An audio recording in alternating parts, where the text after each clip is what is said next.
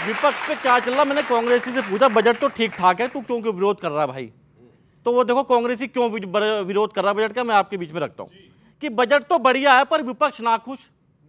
Budget तो बढ़िया है पर विपक्ष नाखुश। खैर, विपक्ष तो सदा ही यही रोना रोता है, विपक्ष तो सदा ये रोना रोता है। महिला युवा सबको ही खुश कर दिया है। विपक्ष तो फालतू में यूं आपा खोता है, विपक्ष तो फालतू में यूं आपा खोता है। सोच रहे थे बजट हल्का हो तो हंगामा हो,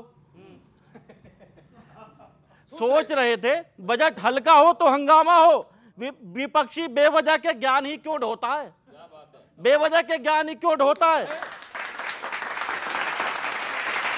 पूछा जो मैंने अच्छे बजट पे भी विरोध क्यों, पूछा जो मैंने अच्छे बजट पे भी विरोध क्यों।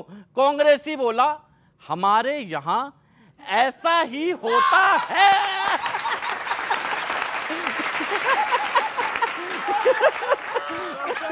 तो सब ये तो सत्य है, ये तो हमारे यहाँ ऐसा ही होता है। सर 2 साल हो गए, अगर पूछा जाए इन 10 सालों में क्या हुआ तो आप कहोगे कि विरोध। और कुछ नहीं हुआ। क्या क्या हुआ मैं बीच में रखता हूं कांग्रेस का इन 10 सालों में, और बड़ी दिक्कत स्थिति है, सुनिएगा। अच्छा हुआ आपकी 300 सीटें नहीं आई, आपसे तो 98 ना संभल के दे रही। मैंने सर इसमें 99 लिखा था, लेकिन आपने कहा घट गई, तो मेरी वही मात्रा में ही आ रही थी, मैंने तो घट गई वो। एक साल बाद 90 पे बोलना।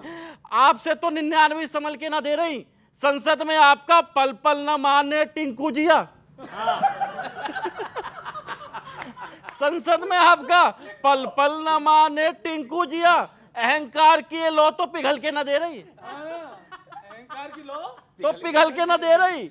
8 राज्यों में 0 तो 4 में 1 सीट है, 8 राज्यों में 0 तो 4 में 1 सीट है। पर अहम की हेकड़ी तो निकल के ना दे रही, अहम की हेकड़ी तो निकल के ना दे रही। देश में सबसे लॉयल तो कांग्रेस की किस्मत है सर, क्या बात है। देश में सबसे लॉयल तो कांग्रेस की किस्मत है। 10 साल हो गए मुंह बदल के ही ना दे रही।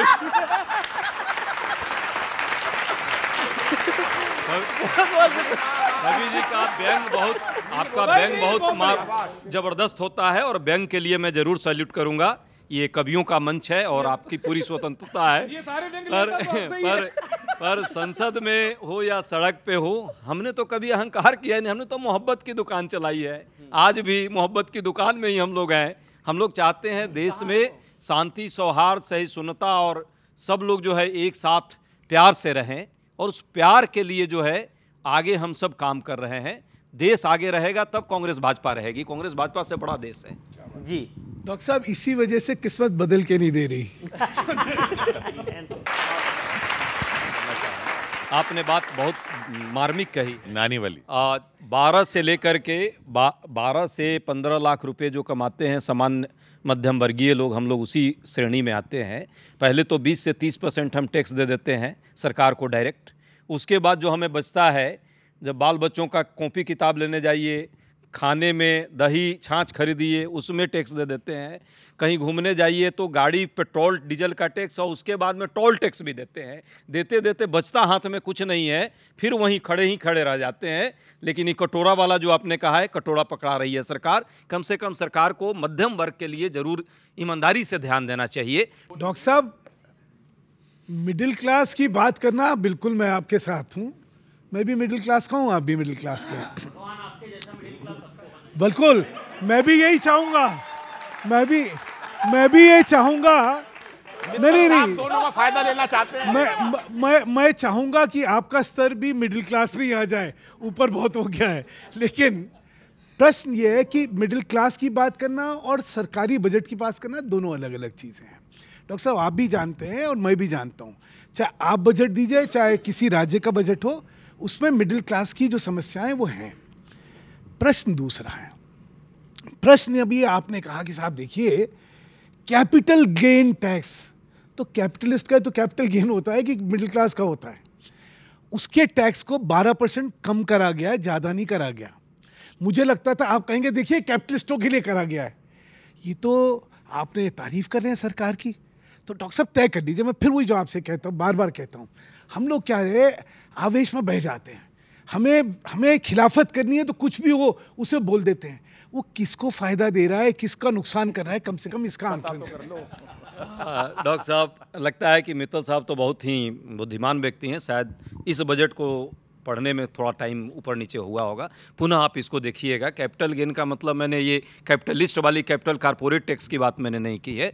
मैंने ये जो म्यूचुअल फंड्स में जो लोग इन्वेस्ट कर रहे हैं, हमारे आपके जैसे मिडिल क्लास के लोग, वो यदि 1 साल के बाद यदि उनका रिटर्न कुछ आता है तो उस पर बहुत ज़्यादा टैक्स सरकार ने जो है ऊपर नीचे किया है, उसकी बात मैं कर रहा हूँ। इसी के साथ यदि कोई प्रॉपर्टी टैक्स है जो वो किया है, उसमें भी बहुत सारी गड़बड़ी की है सरकार ने। मुझे लगता है प्रॉपर्टी टैक्स नहीं, प्रॉपर्टी बेचने पे कैपिटल गेन। वहाँ जो मैंने बोला उसको भूल जाना। इतना प्यारा बजट पिछले 7 साल में नहीं आया। क्या बजट लाए, सुनिएगा कि जय हो जी सीतारमन। आरती उतारने का मन कर रहा है, आप भी साथ में तालियां बजा के सुन सकते हैं। जय हो जी सीतारमन, शुक्रिया मेहरबानी करम। जय हो जी सीतारमन, शुक्रिया मेहरबानी करम। सोना चांदी हो या प्लेटिनम, सबकी ड्यूटी करी आज कम। सोना चांदी हो या प्लेटिनम, सबकी ड्यूटी हुई आज कम। देखिए कितना प्यारा बजट है।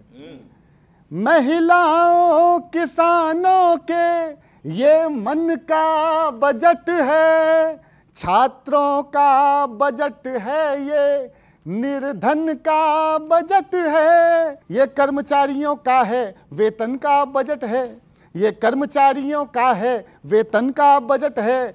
राहुल गांधी कहते हैं बेमन का बजट है, राहुल गांधी कहते हैं बेमन का बजट है, लेकिन मैं ये कहता हूँ ये नेशन का बजट है। लेकिन मैं ये कहता हूँ ये नेशन का बजट है। ये तो कान सही है।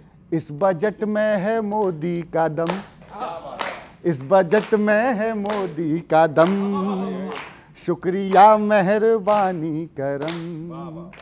और देखिएगा, ये जितने विपक्षी हैं ऐसे हैं शिकारी, तीरंदाजी करते हैं चिड़िया भी न मारी। इनको विरोध करने की है गंदी बीमारी, इनको विरोध करने की है गंदी बीमारी। सबसे प्यारी है इनको कुर्सी की सवारी, इस बीमारी को कहते हैं भ्रम। तालियां बजा के मिलके बना दो आप लोग। इस बीमारी को कहते हैं भ्रम, इनकी बीमारी कर दो खत्म। जय हो माँ सीता, जय हो जी सीताराम।